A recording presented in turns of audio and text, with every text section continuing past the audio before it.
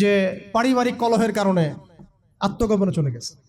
তো পারিবারিক কলহের কারণে আত্মগোপনে আমার সাথে আরো 4 জন কিভাবে গেল, আমার গাড়িও বা কিভাবে গেল, আর বাংলাদেশের গোয়েন্দা সংস্থার হেডকোয়ার্টারে আমার লাস্ট লোকেশন কিভাবে পাওয়া যায়, ম্যাপ কিভাবে ট্রেস হয়, মিডিয়া দিয়ে মানুষকে খাওয়ানো। এই কথাটা বলতে কি এখানে আসছি যে শুধুমাত্র টেকনোলজিক্যাল নিয়ন্ত্রণ ওদের কাছে আছে এমন না, ইভেন মিডিয়া দিয়ে তারা দিন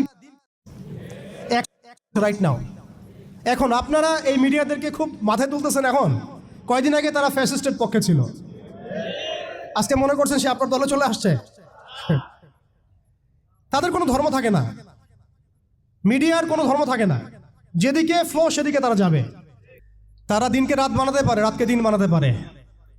আজকে আপনাকে জঙ্গি বলতে পারে, কালকে আপনাকে ফ্রিডম ফাইটার বলতে পারে। আজকে যদি দেখে এইসব ওয়ার্ডগুলো এই সিস্টেমের এগেনস্টে যাচ্ছে, তখন আমাদেরকে তারা ট্রেস করবে, তারা উগ্র,